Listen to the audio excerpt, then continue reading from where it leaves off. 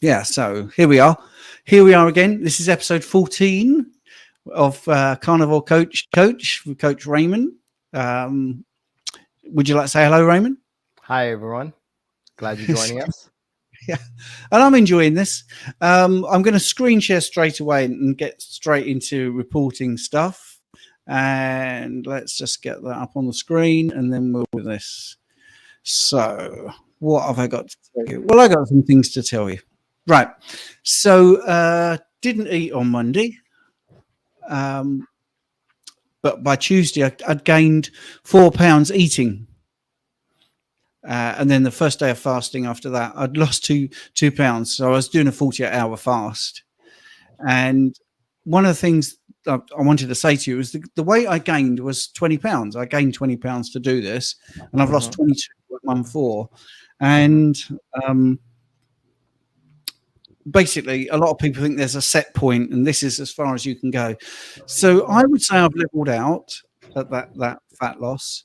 But I think next week, with the rolling 48s, really being on it, I'm going to just break that myth of there's a set point. So I was floating around at the same weight for a long period of time, gained 20 pounds to do the chisel, and I've lost 22 pounds, and that seems to have leveled out. So next week, I'm expecting to see a big drop. I'm not obsessed with the scale. I don't like the scale. I think it's more to do with body composition. But let's just have a look. So I broke my fast at 3 p.m. with sea bass and scallops. I'm liking very much the seafood. And I did the 2-hour thing that you told me about last week. And I had some burgers with brie and a nice, that was a nice inexpensive second sitting. So people can see that's what I had. And then I had 2 ribeyes. You made me eat more when I need to. Very so nice. Chisels made not eating when I need to really easy, and it's made eating when I need to really easy. So I can not eat and I can eat. So this is really great. So I've got food freedom, I've got frequency freedom, and I've got fasting freedom. So I've got all these freedoms. You tell me I don't need to eat for 48 hours. In the main, I can do that. And we're going to come into my troublesome rolling 48 in a minute. But I would never, in the first week when we were priming, eaten that much. I would not have eaten 2 ribeyes, 4 burgers with cheese, a sea bass, scallops, and sour cream. And it was fantastic, by the way, to eat that over 2 hours. Yeah, I really enjoyed it. So then what happened? I did the X3 after eating. And my deadlift reps went up by 1 rep. My bicep went up by 7. Bicep reps by 7. I mean, I've had gradual increases, so that was huge.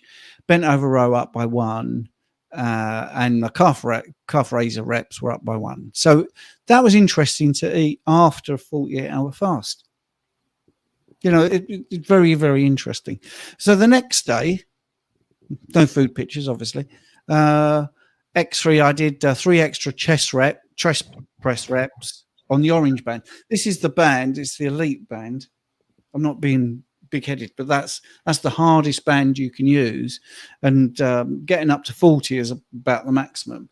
But I can do 26 reps. So I was really pleased with that. Wow. Really, really pleased. Yeah, really pleased. My shoulder, overhead shoulder, I'm only on band 2, so 1 minute of telling you how fantastic I am, and now telling you how wussy I am. So band 2, which is this really thin one, and I can do like 18 reps on that. So that's for for people that are interested, that shoulders can't generate as much power as a chest press. But anyway, I haven't gone up a rep. I did 3 extra on my tricep and 3 extra squats. And then I had that question, can you use the banana trick on the rolling 48s? And you asked me why. And I said, because the rolling 48s and training very hard seems to leave me very drained. Oddly, performing much better. So it's a real strange mix, because you'd imagine if I was really drained, I would underperform. And then once I've worked out, I felt like I needed a nap. So you said fat or butter is the trick, no need for carbs. And I was asking the banana trick question because you mentioned that for people that are starting out. And we always get this, have carbs in when you're weight training, resistance training, do you need carbs and stuff like that? So I thought I'd ask the question so I could add the answer here and say, no, you don't. But I'm obviously struggling to adapt while also gaining a lot of strength and muscle. So adapting to the rolling 48s. Yes. So that was it. And I knew the answer would be not to have the banana, but I wanted to ask that. So normally no one is crazy enough to just start back working out. So I did have 17 days off. So that was your reply. So yeah, I was being crazy, but I thought I'll dive straight in and I'll go back to training. And I was really surprised how much extra strength I had. So, and you told me I should adapt eventually, and that is my goal. So this week coming, I think the rolling 48 is going to be really good, really good. And I now think I can eat enough. I think from the pictures I showed you, and I do think that my muscle mass has improved. So it's a combination, isn't it, of maybe the fasting part of it with the excess growth hormone, and also when I'm eating more, and also keeping the fat off. So it has proved all of that. It has proved all of that. So that's my that's all I've got to show on the screen share. So I'm gonna get rid of that and get back to just talking to you. So I found the rolling 48 really difficult this week. I did have a couple of like personal things that have been really I don't really want to share, but personal and private things that were really tough. So that might have been something to do with it. And the OU studies, I'm writing my end of module assessment, so that's been really difficult. But they sound like, as soon as I say it, they sound like lame excuses to me. And but you had extra stress. That's what we need to know. Yeah, and it's possibly the hardest week I've had personal and private life for a long period of time.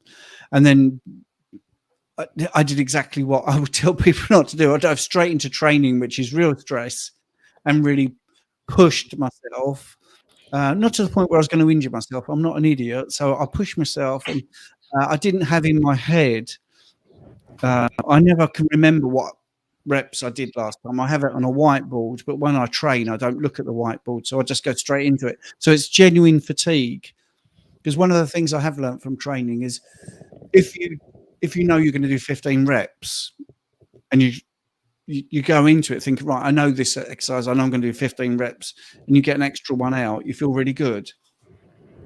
But as soon as you take the numbers out and you just do to fatigue sometimes, and this was an early experiment for me, that 15 reps would be 22. You get this huge leap. Well, now I know. So my chest press over the last 4 sessions has gone up 20 reps, then 22, then 23, and then 26. So it's really leapt up in just 4 sessions, which is 8 days. So it's been incredible, absolutely incredible. And like I say, the body knows, because the shoulder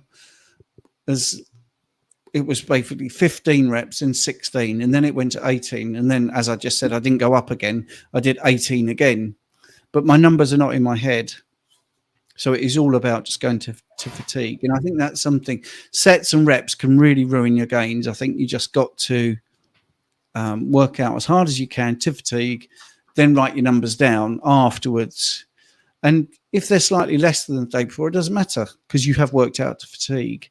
But in the main, you'll get a trend where it actually goes up and up and up. But I think I worked out too hard, basically. And I think I ate enough, but that was for the workout I would have done. But because I went that extra mile, I think I just pushed myself a bit too far with the stress on top. So I think this week I'll be able to manage that a lot better. And I will do better recording of. I mean, I wasn't able to do many pictures because there wasn't much time, and therefore I haven't got pictures of the food throughout the week. But this week coming, I think I'll have more pictures of the food, so you can see the volumes there, definitely. And I will look at when I train. And I think now I've worked out that I need to train fasted and then eat, maybe like 2 hours afterwards. when I, when I said to you, I feel a bit drained and a bit shaky, that was, because my timing was out. So I think this has worked as an experiment to see exactly where I land. Train fasted. So I'd have to be, maybe 46 hours into the fast, then work out, and then 2 hours later eat.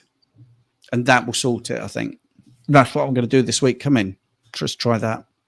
Okay, so how many rolls did you do this past week? 2. Okay, and you're continuing it on, or you're ending it? Yeah. This week's going to be. Oh, you're going to keep going. Okay. Yeah, I'm going to do rolling 48. Yeah, I want to give it a good shot with my newfound knowledge of how to train as well. I want to, one of the things you said, you wanted to know if you could incorporate training. I know you don't tend to do that, but I want to see if I can. Yeah. Well, definitely I wouldn't incorporate it right in the middle of the 48s. That's probably first starting that is just nuts what you're doing. But you can tell how much that obviously it really amped up your appetite. So you're able to put down some meat, but you kind of have to. What I'm really surprised at is that your reps went up. I would have thought that some kind of adaptation would happen where you wouldn't be able to lift near as much. Yeah, and that's the thing that's really flummoxed me. I mean, I'm very well qualified, and that shouldn't really happen. That shouldn't have happened. Right. I don't think. But it's not a blip, which is why I gave people the last 4 training sessions. They're going up. They're just constantly going up. So I'm putting it down to maybe the increase in growth hormone because of the more fasted time. I haven't got the money to do all the bloods and stuff like that and be that nuanced, but that would be my best guess. Because it just doesn't make any sense to go up that much. It really doesn't. But so that's going to be the benefit of the rolling 48s is to not for everybody, but to think about, like I just said, 2 hours before the fast ends, train fasted, then do your workout, and then you've got 2 hours to get the benefit of the post-workout buzz, and then eat. For me, I think that's going to be the thing that's going to fix everything. Absolutely. I like that idea. But you are training every day, though. How are you going to do that? Well, I'm going to have to not train every day. That's the thing. Okay. Yeah. Right. Yeah, because so I'm going to answer that and answer a question in the chat, because Valerie said, "Why did I put on 20 pounds to lose 20?" I did that because Raymond and I and Emily discussed that we want a before and after. It'd be no good being the same weight at the end as at the start. So I wanted to prove that we were confident that you can put weight on and you can lose it straight away by just eating this way. And a lot of times I didn't train, so it wasn't the training that was taking the weight off. It was just purely the food. And in the first couple of weeks, for people that haven't been following this, I lost more fat when I was priming and eating every day than any other time. I lost a fair bit of weight at the beginning.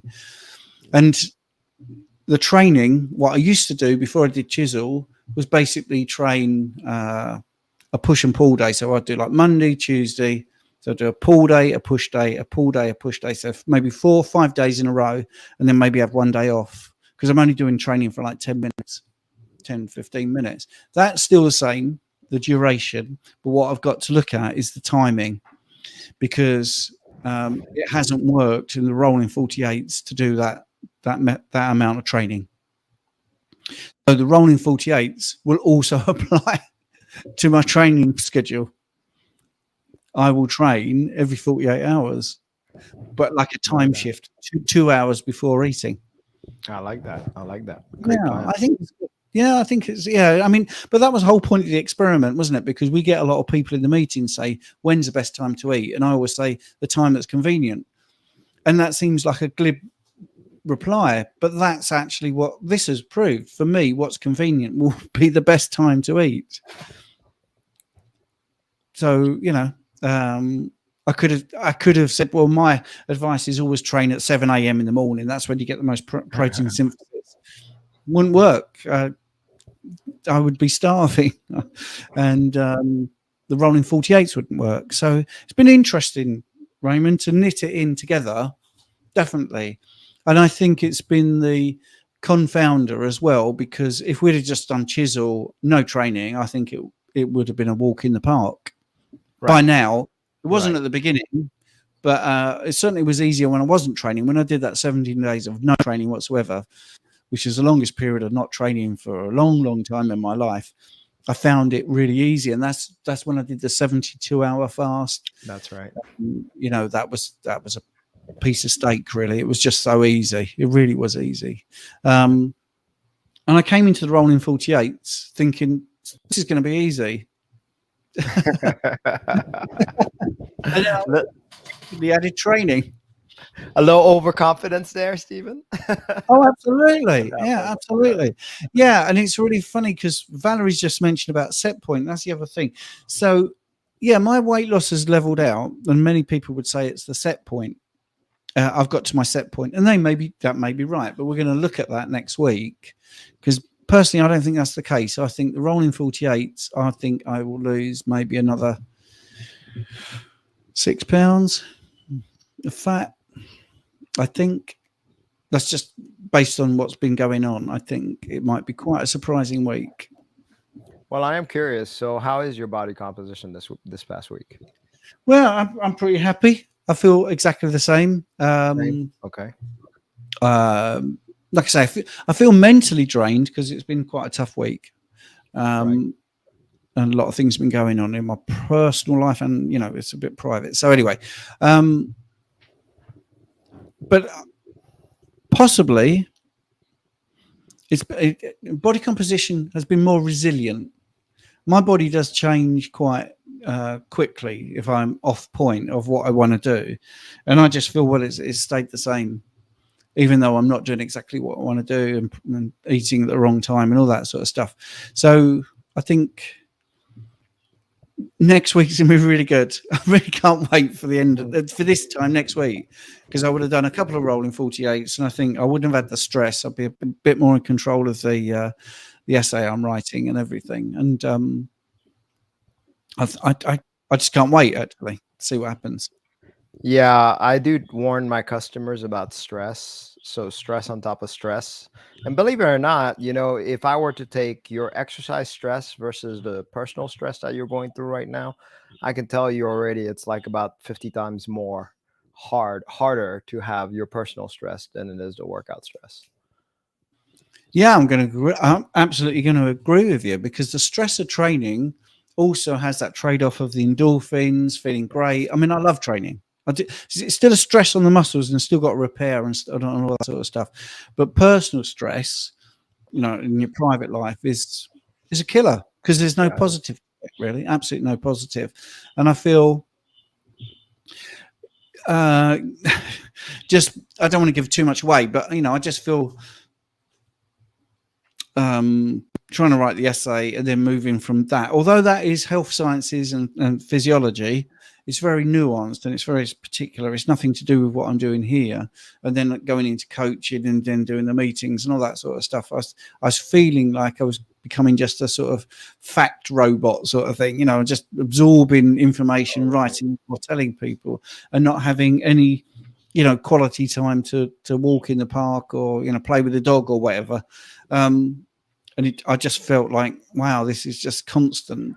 And this might actually resonate with a few people. And food is one of those nice things where you can sit, it takes you away from work. You're sitting with your family, you're sitting somewhere nice, and just for that moment, you're enjoying the food, or you're preparing it, and it takes your mind off things. A bit like hobbies, if you watercolor painter or something, it just takes you away for a bit. And maybe that was lacking because I'm eating more for this experiment rather than anything else, and obviously only once every 48 hours. And then it was I definitely don't feel I've eaten enough. I've got to eat a bit more. Got to eat a bit more, and it became a bit of a chore, really, rather than a bit of fun. So, this whole thing for 13 episodes out of 14 has just been me reporting how much fun I'm having and how great it is, and body composition is great, and I can train or I'm not train, and it's all been really good. But I think this week has been very interesting, and it's made me a bit more empathetic with people that have real stress going on in their life, and they go off track a bit, I think. So it's been a good week. I'm glad it's happened, because like you say, maybe I was getting a little bit overconfident. So it's cut me down to size a bit. To be fair, usually I would tell my clients when they're going through this, I recommend them to go kind of in the wild where they don't fast or prime during that time. Act like you're sick until the stress passes away. So I just wanted to give you that caveat. Also, if you wanted to kind of wait it out, look, these 48s, they'll be here, whenever you want to tackle it again. So I just want to, let you know, take care of your business first and then come back at this. Well, no, and that's a very kind offer, and exactly the same here. If I was coaching someone, I would do that. But no, I really want to do it. I really do want to do it, and that's the thing. That's my personality. If I don't do something right, I want to step back on the horse and give it another go. And I feel now I've worked out what was the problem was, because we're analytical. I mean, you are. You have to analyze what's in front of you. I realised it was just the timing. I was overconfident. Yeah, I'll just train. Don't matter, because I can cope. And I'll just eat whenever that. I can cope with that. And that twice after training, that wasn't the case. I'd done it wrong, and then I just sat and thought about it. Thought about it before this meeting, and thought, how do I fix that? And I came up with literally doing 48 rolling 48s for the training with a time shift of 2 hours before. It fixes everything, absolutely fixes everything. So I train every other day, and then 2 hours after training, I eat, which will stop the shakiness, because I'll know that I'm going to eat. That's what I think. Or the feeling drained. Right. Well, I mean, I'm glad you figured out a way around that, because I wouldn't have known what to do in your case, but that was a good idea, eating after. So, and kind of adjusting your schedule on that. So you're planning on this week, you're going to go right back to the rolls, or you're taking 5 days rest? I'm going to go right back. I'm going to do the rolls. Oh, okay. You're going right back to the rolls. All right. Is that okay? With the stress. Okay. Putting my coach hat on. Okay. So with the stress, I would say go wild for a week. That's my real recommendation. Meaning you just follow. And I know that sounds disappointing. And it's like, I want to finish up. I get it. But really, if you don't, you're going to white knuckle this the whole way. And that's one of the rules. No white knuckling, right? Yeah, absolutely. So, Do you want to explain white knuckling to people who are watching that maybe don't know that phrase? yeah, absolutely. So, the white knuckling is when you're just doing it just out of sheer willpower, pretty much. You're just so hungry and you're stressed, and it adds an extra layer of a stressor on top of it. And you have a hard time relaxing. So we don't want to go there. You're just using sheer willpower. This should be almost, I mean, there is a discipline, but this should not need any real willpower, because what's going to happen is if you do that, you can literally kill out your adrenal stressors, adrenal, and other things will cascade on top of that. One of the signs, believe it or not, which is weird, when you start stressing out very much, you actually don't digest very well either, which I don't know if that plays physiologically or any science behind it, but I notice that myself, which actually causes you later on to undereat, because you just don't feel as good when you're not eating. So you tend to even stress more. So you start going into this drain, and it's like a negative drain. We just don't want to go there. No, I get that, and that's very kind of you. And I think you're just describing adrenal insufficiency, and you make a certain amount of cortisol. And I don't want to get into the science of that, but yeah, you're right.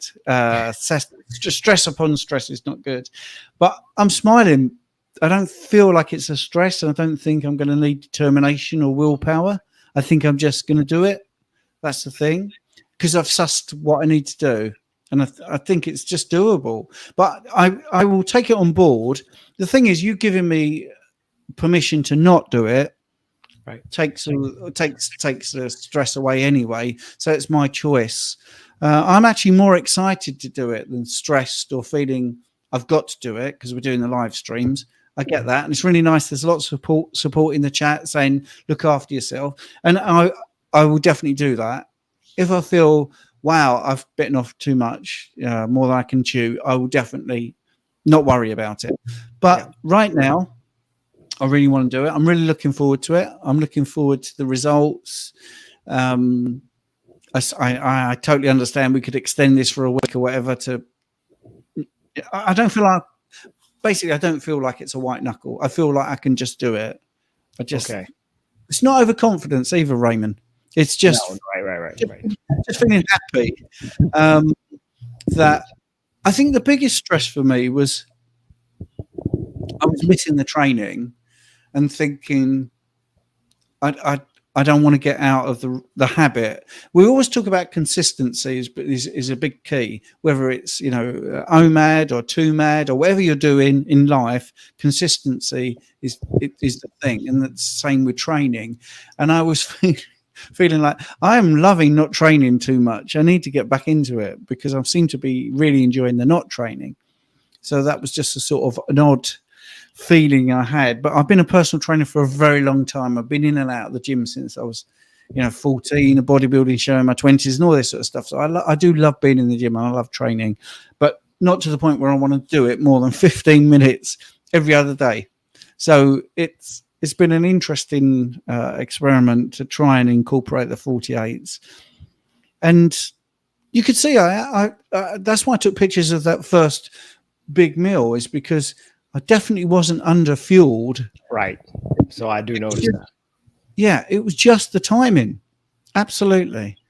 Right. So, and when I say that, it's not like there's a scientific best time to eat. For me, for convenience, for how my body adapts, because there will be people out there that we've got the story I just told, who have eaten and then 2 hours later trained, and that's how their body works. And I get that all the time when people ask me, when I do coaching on the personal training thing, they'll say, when's the best time to eat? And I say, well, what's your current regime?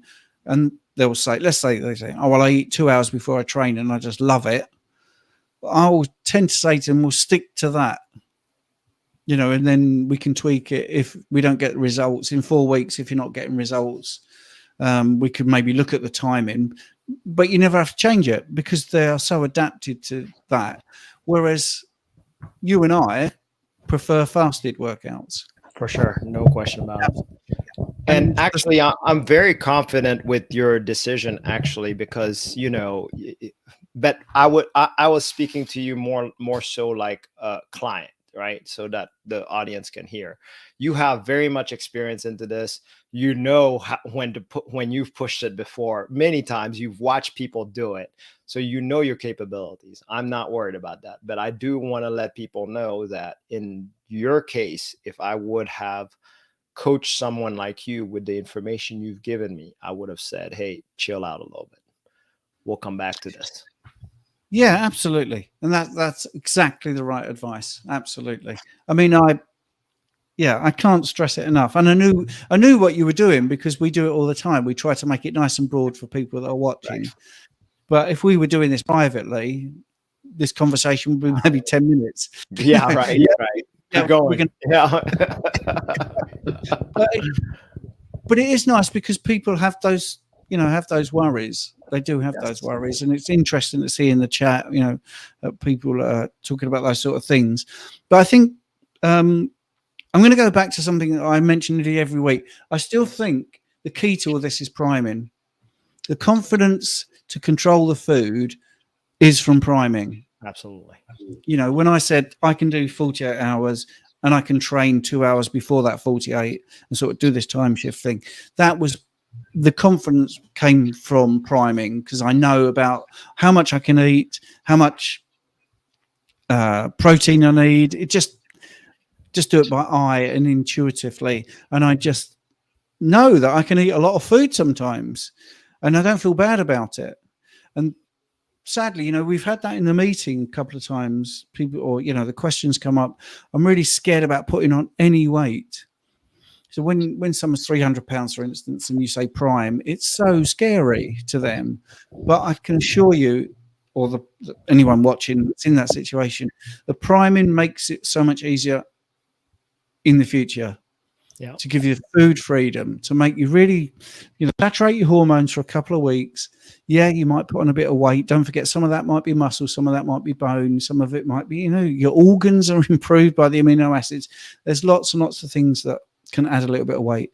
And then after that 2 weeks or 3 weeks, however long you need to prime, then you are set to do the rest of the program and actually see the recomposition of your body and have a lot more food freedom and less cravings, all of those things. It just really helps so much. I'm glad you mentioned that, because I had a client that DM'd me. He said, I'm 425 pounds. Should I do the priming? And I told him, especially you need to do the priming. And I told him that, you know, and he's he's diabetic and all that stuff. And I was like, it's going to take you longer. And, you know, having that discussion, they don't really understand. And I was like, look, carnivore foods only. But to me, it makes sense in my mind. You know, you're a large person. You have lots of cells that need to be fed. And the problem is that it's improperly fed. It's stuffed full of, you know, not the proper nutrients, which once it gets the nutrients, it can start doing its thing and releasing it. And that's the idea. But as a large person, you know, I think that we should make sure we should feed ourselves even more properly that whole time. And then eventually that settles in. And I've seen it. So it's not like I'm just making it up. I've seen it in so many people. So yes, you were lean when you first started. I get it. Bart was lean before, you know, he started also, but I've actually seen it in much larger people, and they've lost weight. We have one client that literally her scale could not measure her. She had one of those real top-notch scales, and it maxed out. And then all of a sudden she did the priming and stuff, and she started seeing numbers on the scale. I mean, it was big numbers, but it doesn't matter. It's still amazing, right? You're going from not even being measured to be able to be measured. Yes. And that's the weirdest thing, isn't it? Because when I did my diabetes and obesity qualification, the obese people are undernourished. They lack nutrients, and they can't believe it. And you say, and they say, look, I'm 400 pounds. One thing I must be is nourished. And I'm like, yeah, you're not. You've not got enough protein. You've not been eating enough protein, not enough essential fatty acids. You've been eating junk, and your body is crying out to be nourished. And it does seem counterintuitive, but yeah, and that's really weird. I think I've had one client where the scale, it was too much, and I lost 120 pounds. And I always said to them, imagine if we had that number. It might be even more. It doesn't matter. Let's be happy with 120. I'm happy with that. But yeah, it could have been a lot more. So yeah, it's interesting. Yeah. But I'm really happy with this week. If you want to wrap up now, I'm happy because I think we've done everything we need to do. I think so, and I look forward to next week and see what's going on. And hopefully, you'll have. Is that the final week? Let me see. No, we have another. We have 2 more weeks. Is that right? 2 more weeks. Yeah. 2 more weeks. Okay. Perfect. Let's Brilliant. see how you do. Great. Right. Thank you, Raymond. Thank you, Stephen. All right. Bye. See you. Bye, everybody. And thanks everyone for watching. Yes, and I'm going to say goodbye as well. So bye-bye.